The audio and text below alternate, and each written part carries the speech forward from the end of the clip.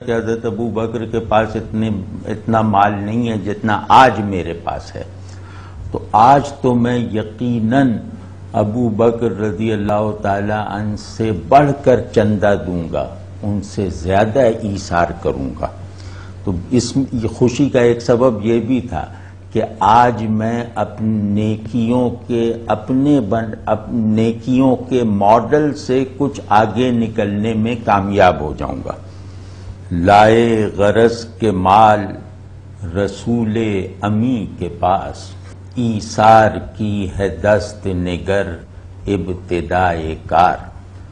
تو جتنے درہم و دینار ان کے پاس تھے اس میں سے بہت کچھ جمع کر کے سیدنا عمر رضی اللہ تعالیٰ عنہ رسول اللہ صلی اللہ علیہ وسلم کی خدمت میں حاضر ہوئے کہ میری طرف سے یہ نذر قبول فرما لیجئے اس مہم کے لیے، اور ایثار کی ہے دست نگر ابتدائے کار، کہ کاموں کی ابتدا ایثار کے بغیر نہیں ہو سکتی، بڑا کام شروع ہی نہیں ہو سکتا جان و مال اور خواہشات کے ایثار کے بغیر۔ تو بڑا کام کہتے کسے ہیں؟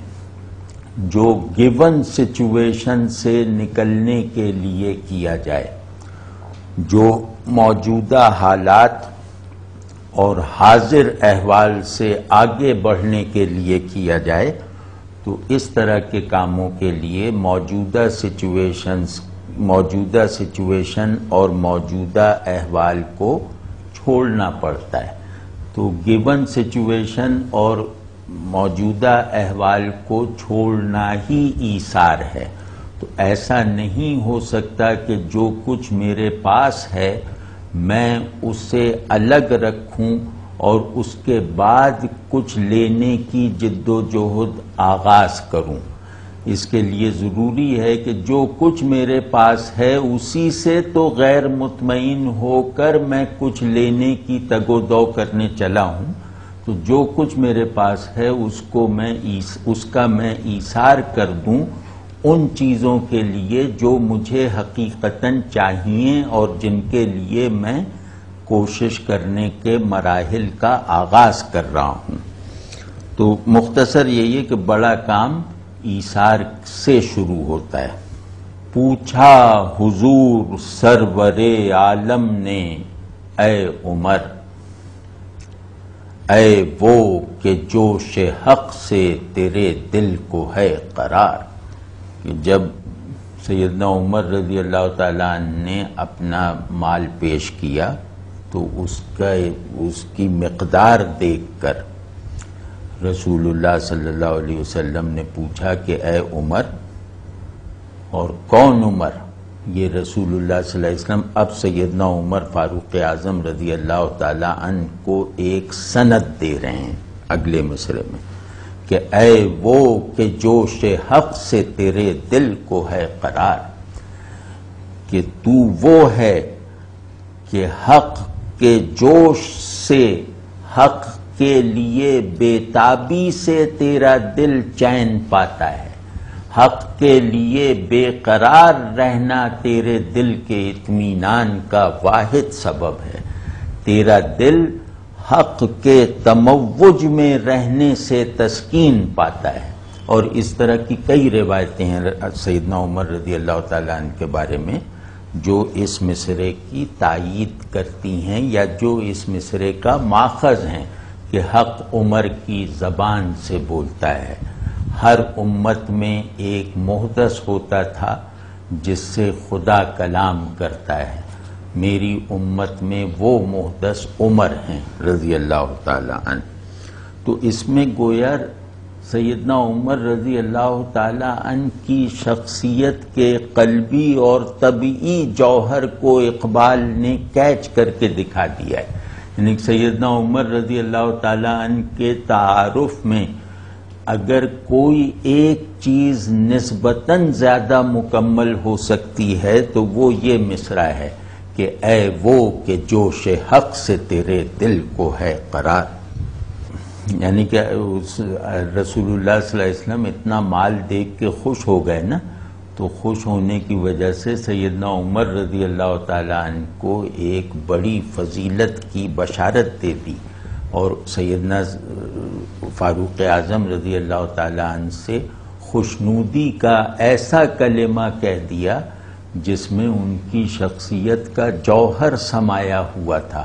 اس جوہر شخصی کو رسول اللہ صلی اللہ علیہ وسلم نے سند فراہم کر دی.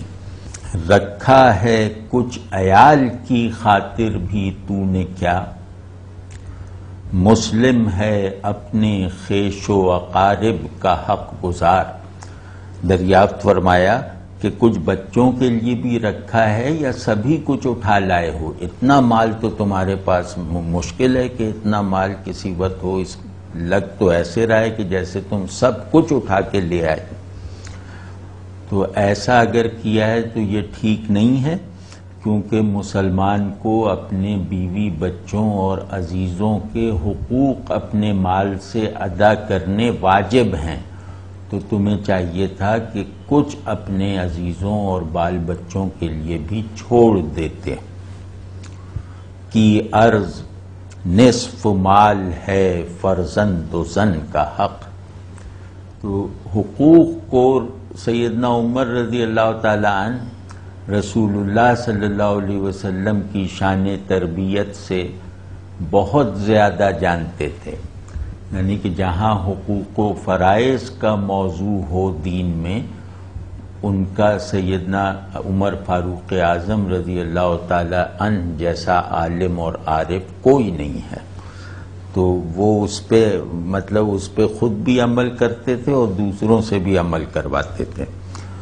تو عرض کی رسول اللہ صلی اللہ علیہ وسلم کی خدمت اقدس میں کہ یا رسول اللہ صلی اللہ علیہ وسلم، آپ کی معجزانہ تعلیم و تربیت سے آپ کا یہ خادم جانتا ہے کہ عزیزوں اور بال بچوں کا بھی مال پر حق ہے.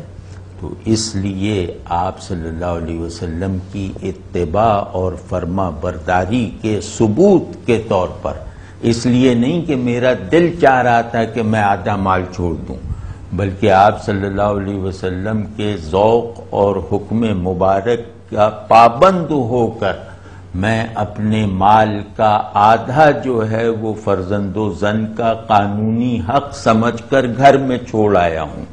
میں نے اس قانون کو اپنے جذبہ ایثار پر ترجیح دی ہے. تو باقی جو ہے وہ ملت بیضا پہ ہے نثار، اور جو آدھا باقی رہ گیا تھا وہ لے کر آیا ہوں کہ آپ صلی اللہ علیہ وسلم کی ملت، امت اور دین پہ قربان کر دوں. اتنے میں وہ رفیق نبوت بھی آ گیا جس سے بنائے عشق و محبت ہے استوار. ابھی یہ بات ختم ہی ہوئی تھی. سیدنا عمر رضی اللہ تعالی عنہ کی یہ عرض ابھی پوری ہی ہوئی تھی کہ سیدنا ابو بکر رضی اللہ تعالی عنہ آ گئے. کون ابو بکر؟ جن سے عشق اور محبت کی بنیاد اور تعمیر استوار ہے، جن کی ذات سے عشق اور محبت کی تعمیر اپنی بنیادوں میں اتنی محکم ہے کہ اسے کوئی آندھی گرا نہیں سکتی، اسے کوئی زلزلہ ہلا نہیں سکتا. اب آپ اس میں اس شعر کی خوبصورتی دیکھیں کہ جس طرح سیدنا عمر رضی اللہ تعالی عنہ کے عنوان تعارف کو بڑی جامعیت اور خوبصورتی کے ساتھ استعمال کیا، عین اسی طرح سیدنا ابو بکر رضی اللہ تعالی عنہ کے لیے تعارف کے بہترین اور امکانی حد تک کامل ترین اوصاف اور الفاظ استعمال کیے. پہلا یہ کہ رفیق نبوت. سیدنا ابو بکر صدیق اکبر رضی اللہ تعالی عنہ کو اگر کچھ کہنے کے لیے علم، اگر کچھ اور نہ بھی کہا جائے اور صرف رفیق نبوت کہہ دیا جائے تو آپ کی ذات اقدس کا تعارف کسی نقص، کے بغیر ہو جائے گا۔